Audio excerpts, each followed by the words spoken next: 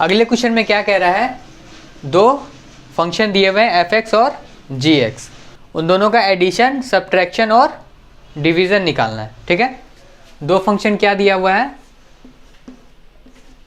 f(x) is equal to x plus 1, gx is equal to 2x minus 3। और क्या condition दिया हुआ है, दोनों का डोमेन और रेंज दोनों सेम है।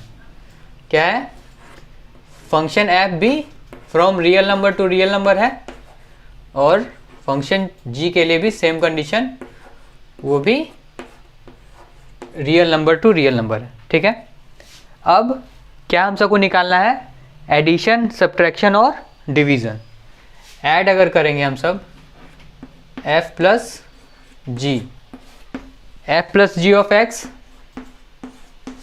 इसका नोटेशन कैसे लिखते थे, इज इक्वल टू है f(x) प्लस gx, यही होता था कंडीशन। दोनों इक्वेशन को ऐड कर देंगे, क्या हुआ, x प्लस 2x 3x हो गया, 3x माइनस 2, 3x माइनस 2, ये 3x माइनस 2 हो गया। दूसरा क्या है, सब्ट्रैक्शन निकालना है, f minus g of x, क्या हो जाएगा, डायरेक्ट f(x) और माइनस gx कर देंगे। f(x) है x plus 1 minus 2x minus 3, यही टर्म है, इज इक्वल टू क्या हो जाएगा, x प्लस 1 माइनस, इसको ब्रैकेट ओपन करेंगे तो minus 2x plus 3, minus into minus plus 3 हो गया। क्या आ गया इक्वेशन, माइनस x, ये माइनस 2x है, x minus x plus 4, minus x plus 4, ये हो गया f माइनस जी एक्स। अब तीसरा क्या बोल रहा है, डिवीज़न का कंडीशन निकालना है, f अपॉन जी एक्स। डिवीज़न में क्या हो जाता है, एक तरह से रेशनल फंक्शन का कंडीशन बन जाता है। तो रेशनल फंक्शन के कंडीशन में नीचे का जो एलिमेंट है या नीचे का जो फंक्शन है वो नॉट इक्वल टू 0 होना चाहिए। तो f upon g of x, उसको कैसे लिखेंगे, कंडीशन तो पहले लिख लेंगे, f(x) upon gx where gx not equal to 0, ये टर्म लिख सकते हैं। इससे आगे क्या कंडीशन बना, x प्लस 1 अपॉन, ये आया x plus 1 upon 2x minus 3, नीचे का टर्म 0 नहीं होना चाहिए। मतलब क्या हुआ, 2x minus 3 not equal to 0। यहाँ से कंडीशन क्या बना, x नॉट इक्वल टू 3/2। ठीक है, तो इसको और आगे क्या एक्सटेंड कर सकते हैं, where x not equal to 3/2। 3/2 को छोड़ के बाकी सारे रियल नंबर के लिए ये टर्म डिफाइंड है या फंक्शन डिफाइंड है। ठीक है, अब अगले क्वेश्चन पे चलते हैं। तो अगला क्वेश्चन क्या है, क्वेश्चन नंबर 8, उसमें आपको रोस्टर फॉर्म दिया हुआ है फंक्शन का और फंक्शन का नोटेशन निकालना है। ठीक है, फंक्शन का रूल भी दिया हुआ है, क्या चीज़ है, फंक्शन रोस्टर फॉर्म में क्या लिखा हुआ है, सारे एलिमेंट दिए हुए हैं, 1 1 2 3 0 -1 और -1 एंड -3, ये रोस्टर फॉर्म दिया हुआ है। और रूल क्या दिया हुआ हम लोगों को, f is equal to ax plus b। एक और टर्म दिया हुआ है, फंक्शन कहाँ से कहाँ डिफाइंड है, integer to integer. Function is defined in set of integers to set of integers. ठीक है, सेट इंटीजर का है मतलब x एंड आउटपुट जो रहेगा इंटीजर्स, रोस्टर फॉर्म दिया हुआ है इसमें। एक तरह से अगर ये x है तो ये fx, कंडीशन क्या दिया हुआ है, ये है fx। हम सबको 4 रोस्टर फॉर्म दिए हुए हैं, ये अगर x पुट करेंगे तो आउटपुट fx आएगा। इसमें x का वैल्यू अगर पुट करेंगे तो इक्वेशन बनेगा कुछ ना कुछ। f1 डालें तो इससे क्या इक्वेशन आया, a इंटू 1 प्लस b, और ये किसके इक्वल है, fx जो कि 1 है, इज इक्वल टू 1 लिख सकते हैं, एक इक्वेशन। दूसरा इक्वेशन 2 3 का बन सकता है, टर्म 0 ले लेते, कैलकुलेशन आसान हो जाएगा। 0 और -1, अगर x 0 रखें तो आउटपुट -1 होना चाहिए। f 0 रखें, a into 0 plus b is equal to किसके इक्वल है, -1 के। यहाँ से a इंटू 0 0 हो गया, b क्या निकल गया, -1। तो फ्रॉम इक्वेशन सेकेंड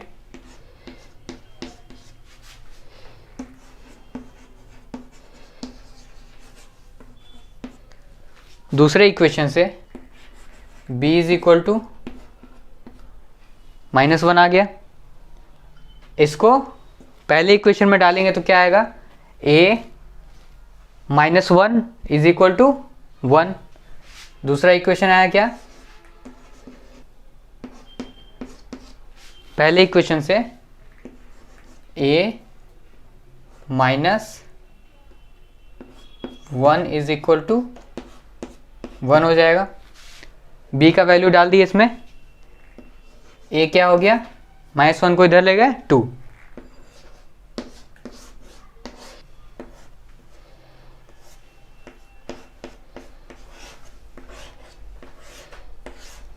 ये वैल्यू निकल आया a और b का। Next question, question number 9। इसमें क्या दिया हुआ है हम सबको, r, कैपिटल R एक रिलेशन दिया हुआ है, क्या, नेचुरल नंबर से नेचुरल नंबर के बीच। ये रिलेशन का क्वेश्चन है, रोस्टर फॉर्म दिया हुआ है रिलेशन का। जो भी नोटेशन दिया हुआ है उसको पहले गिवन लिख के उतार लेंगे।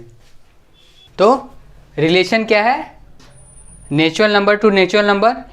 रोस्टर फॉर्म में क्या दिया हुआ है, ए बी का ऑर्डर्ड पेयर है जो रिलेशन फॉलो करता है, ए बी नेचुरल नंबर का एलिमेंट।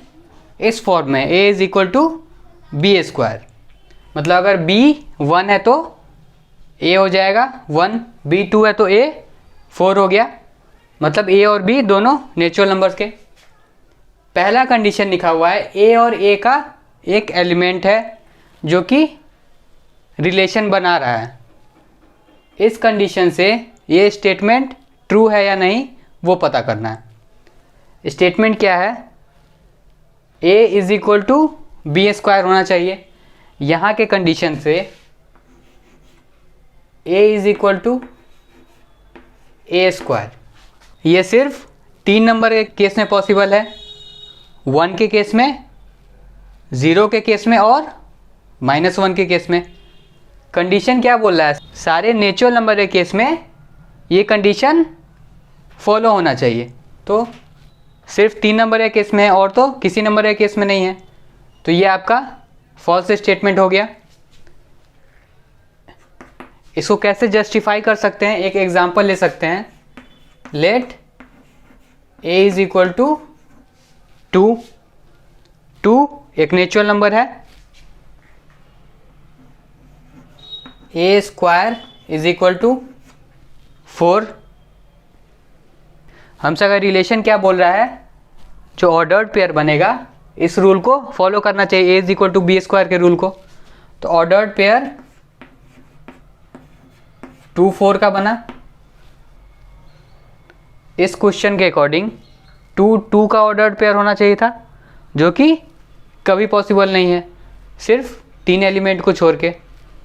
इस कंडीशन में 2 2 का पेयर होना चाहिए, लेकिन सारे नेचुरल नंबर के लिए पॉसिबल नहीं है। ये हो गया हमारा फॉल्स स्टेटमेंट। इस एग्जाम्पल से आप दिखा सकते हैं, ठीक है। अब दूसरा क्वेश्चन इसी में क्या कह रहा है, ए बी का ऑर्डर्ड पेयर है जो कि रिलेशन का एलिमेंट है। उसके आगे क्या कर रहा है, बी सी का एक ऑर्डर्ड पेयर है जो रिलेशन फॉलो कर रहा है। क्वेश्चन पूछ रहा है अगर ये दोनों एलिमेंट अगर रिलेशन फॉलो कर रहे हैं तो इन दोनों कंडीशन के बेसिस पे ये एलिमेंट ए और सी एलिमेंट होगा या नहीं रिलेशन का। इन दोनों कंडीशन से हम सबको इक्वेशन क्या निकल के आता है, ये इक्वेशन फॉलो करेगा। A is equal to B square, ये फॉलो किया। यहाँ क्या लिख सकते हैं, B is equal to C square, ठीक है। यहाँ के कंडीशन से क्या पता चला, ए इसी को अगर स्क्वायर कर दें, B square is equal to C to the power 4। यहाँ के कंडीशन से क्या निकला, A is equal to C to the power 4। तो यहाँ से ये कंडीशन बन गया। लेकिन अगर एलिमेंट होगा ए और सी तो ये इक्वेशन फॉलो करना चाहिए, A is equal to C square होना चाहिए। इन दोनों कंडीशन से इक्वल नहीं है ये दो टर्म इक्वल नहीं है, तो यहाँ से जस्टिफाई हो गया ये भी फॉल्स स्टेटमेंट। और ये तीसरा स्टेटमेंट है। दूसरा स्टेटमेंट क्या कह रहा है,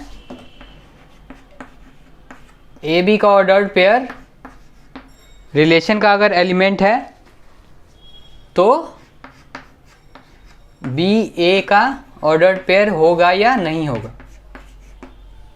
तो इस कंडीशन से भी नहीं हुआ। ये एलिमेंट है तो A is equal to B square,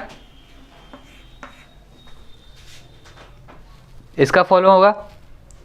same अगर इस कंडीशन का है तो क्या हो सकता है, b is equal to a square होना चाहिए। लेकिन अगर एग्जाम्पल हम ले ए इज इक्वल टू 2 मान ले, यहाँ से b क्या आया, B square is equal to A, B आ गया √2। यहाँ के कंडीशन से सेम नहीं हुआ कहीं से। यहाँ के कंडीशन से क्या हुआ, ए स्क्वायर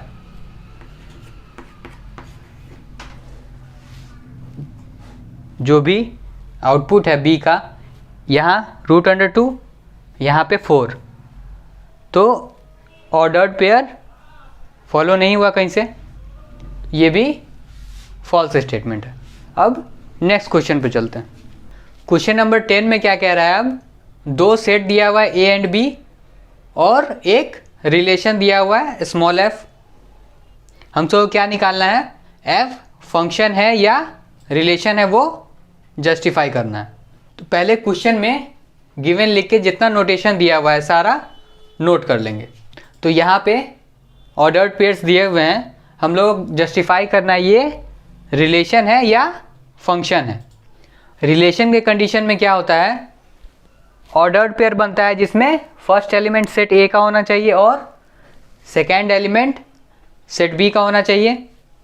यहाँ क्या दिया, 1 2 3 एंड 4। फर्स्ट एलिमेंट पहले चेक करेंगे, 1 2 3 4 2, सारा फर्स्ट एलिमेंट सेट ए का है। सेकेंड एलिमेंट सेट बी का होना चाहिए। सेट बी में 5 9 भी अवेलेबल है, 1 5 11। तो ये रिलेशन का कंडीशन फॉलो कर लिया। सारे ऑर्डर्ड पेयर्स में पहला एलिमेंट सेट ए का, दूसरा एलिमेंट सेट बी का। तो पहला स्टेटमेंट ट्रू हो गया, f is a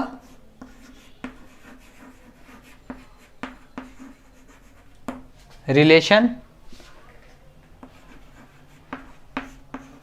with A be ordered pair है, where A is element of set A and small b is element of set B। ये हो गया जस्टिफिकेशन। दूसरा क्वेश्चन क्या पूछ रहा है, f फंक्शन होगा या नहीं होगा from set A to B। Relation हो गया, फंक्शन क्या है, स्पेशल टाइप का रिलेशन है जिसमें जो एलिमेंट है सेट A का उसका सिंगल आउटपुट आना चाहिए। 1 का इमेज 5, 2 का इमेज 9, 3 का इमेज 1, सबका सिंगल आ रहा है, 4 का इमेज 5, 2, फिर से रिपीट हो गया, 2 का इमेज यहाँ 9 है, यहाँ 11, तो एक ही एलिमेंट का 2 इमेज आ गया। तो इस कंडीशन से जो दूसरा स्टेटमेंट है वो हो गया फॉल्स, ये हो गया true. f is not a function, और इसका जस्टिफिकेशन क्या लिख सकते हैं, बिकॉज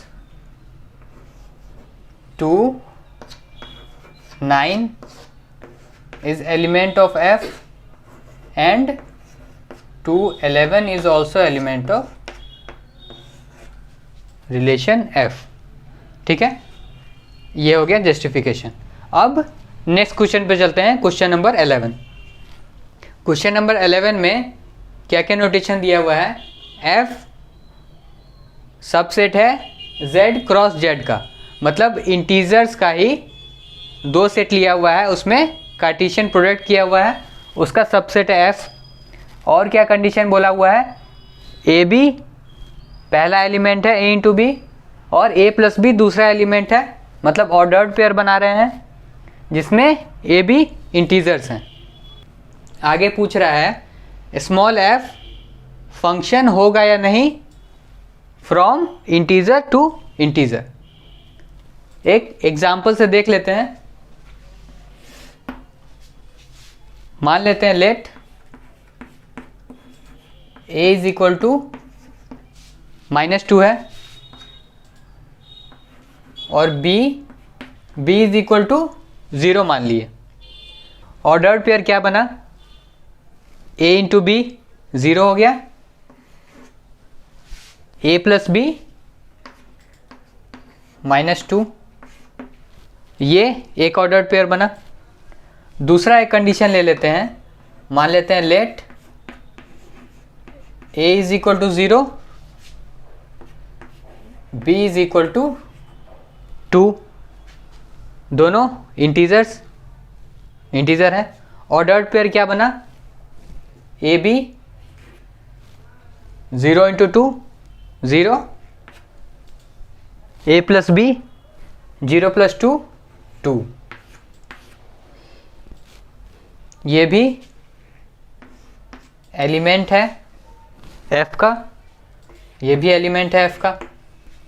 फंक्शन का कंडीशन क्या कहता है, कोई भी एलिमेंट के लिए इमेज सिंगल होना चाहिए। यहाँ पे 0 एक एलिमेंट है जिसका 2 इमेज है, -2 2, तो इस एग्जाम्पल से ही पता चल गया ये स्टेटमेंट फंक्शन कभी नहीं हो सकता। ये हो गया आपका जस्टिफिकेशन। यहाँ क्या लिख सकते हैं, hair 0 -2 and 0 2 are element of f, thus f is not a function।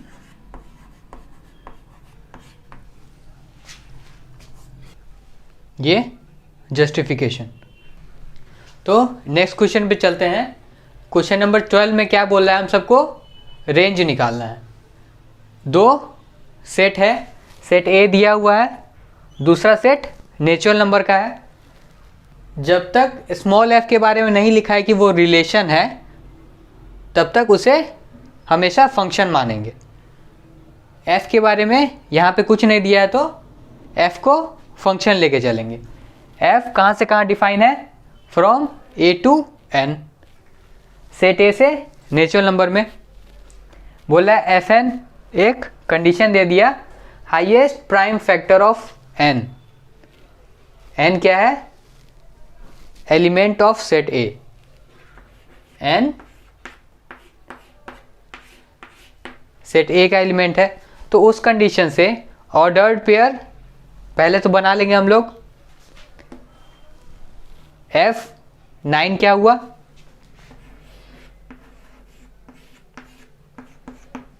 एक तरह से हम सब x पुट कर रहे हैं या n पुट कर रहे हैं, और fn क्या निकालना है? Highest prime factor of n।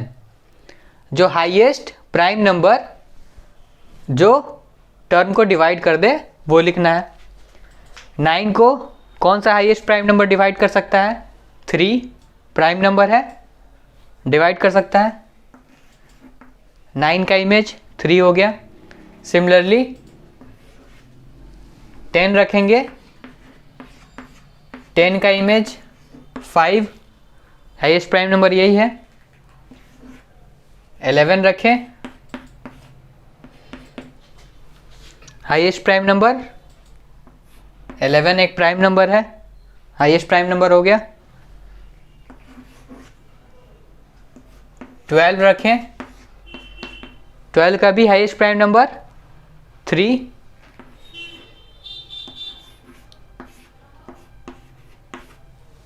13 एक प्राइम नंबर है, हाईएस्ट प्राइम नंबर क्या हुआ?